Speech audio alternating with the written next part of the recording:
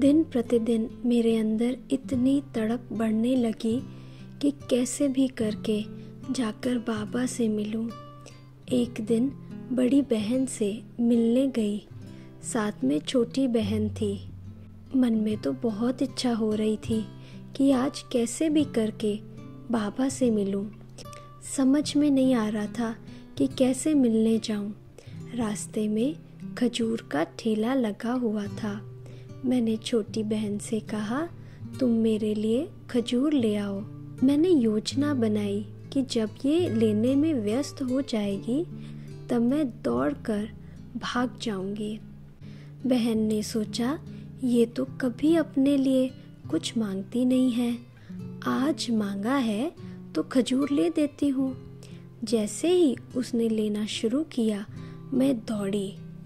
गली गली से होकर दौड़ते दौड़ते ऐसी जगह पर आ रुक गई जहाँ ओम मंडली में जाने वालों का घर था। मुझे पता था कि ये उन्हों का ही घर है। बहन मुझे ढूंढते ढूंढते रोते रोते अकेली घर पहुंची। घर में सभी उसी को डांटने लगे कि तुमने उसको छोड़ा ही क्यों, उसके साथ में रहना चाहिए था। जब मैं उस घर के अंदर गई तो मुझे देखकर वह लोग बहुत खुश हुए।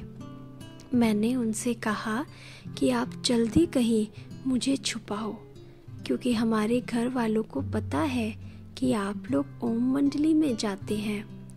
वह जगह ढूंढने लगे तो मैंने कहा, अलमारी में मैले कपड़े निकालकर मेरे ऊपर सफ़ेद कपड़े डालकर मुझे अंदर बंद कर देना।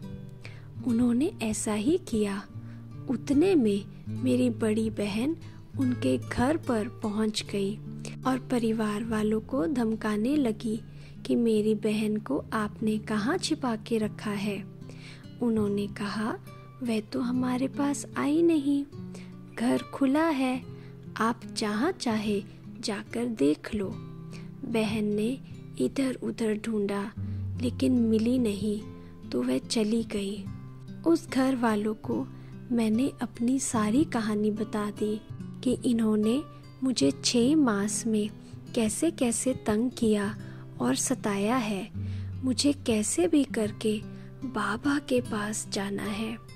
आप मुझे रात को 12 बजे कराची जाने वाली गाड़ी में बिठा दो। मैंने उनसे कहा कि मैं इन वस्त्रों में नहीं जाऊंगी, मैं रंगीन कपड़े पहनूंगी। आप मुझे कुछ जेवर भी दे दो, मैं बहू रानी जैसे दिखाई पड़ूंगी तो कोई मुझे पहचानेगा नहीं। मैं ऐसा ही करके ट्रेन में बैठ गई। सुबह 4 बजे कराची पहुंची।